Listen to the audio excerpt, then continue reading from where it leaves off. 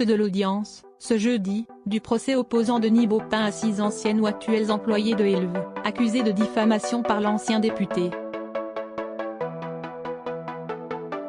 Ce dernier les accuse de l'avoir diffamée après qu'elles ont dénoncé des faits présumés de harcèlement et d'agression sexuelle, ciblant Denis Baupin.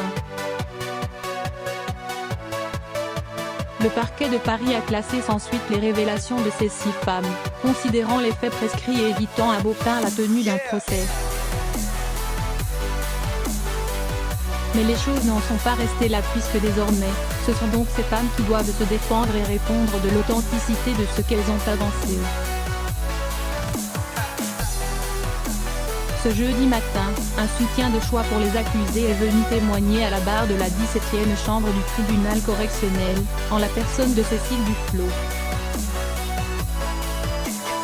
L'ancienne ministre a, à son tour, brisé le silence en racontant son expérience, qui remonte à 2008 et qu'elle situe à Sao Paulo. Denis Baupin, lui aussi dans la capitale économique du Brésil à ce moment-là, lui aurait demandé le numéro de chambre de son hôtel. Je n'ai pas réfléchi, je lui ai donné, a avoué Cécile Duflot, ce jeudi.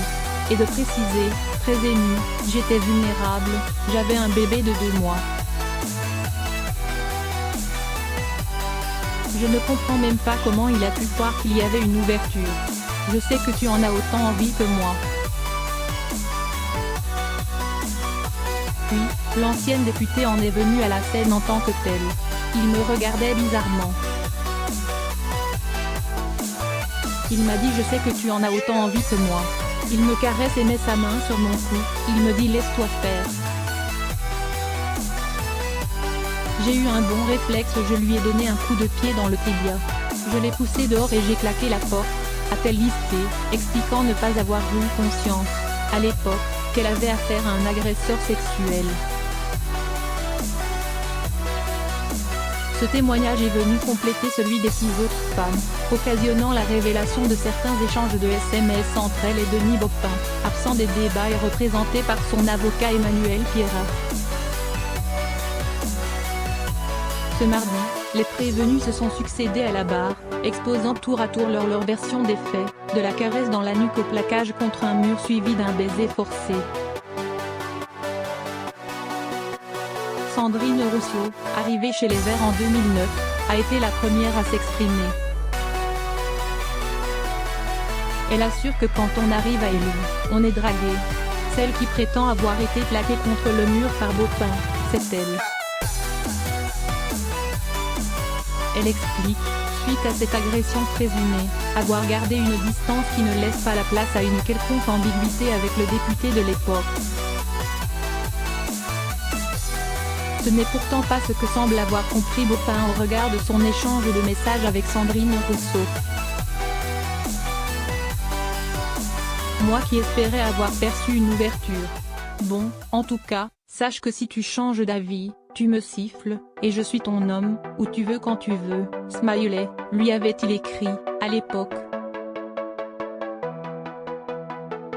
Des SMS d'incitation sexuelle.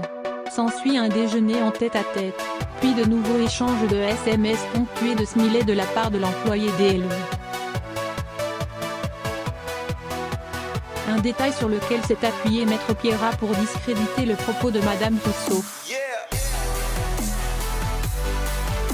Envoyer des smileys à son supposé agresseur, c'est étonnant, a-t-il lancé suite à son témoignage. Avec Hélène de Boss, deuxième accusée à passer à la barre, le contexte est différent.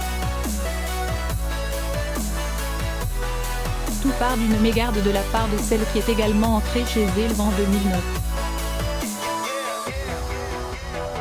Croyant s'adresser à son ancien compagnon, Hélène de Bost envoie un premier SMS à Denis Baupin.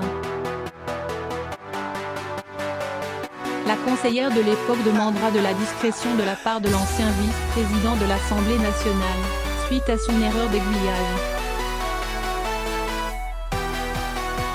J'ai quoi en échange ?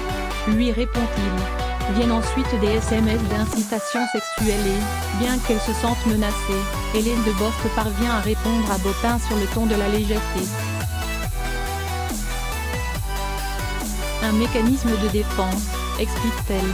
Dans les échanges exhumés par Maître Pierrat, les mots caresse, doigt, courbe sont cités, incitant l'avocat à parler de consentement entre Bopin et de Bost. Je vais arrêter de répondre à me Pierrat, lance cette dernière.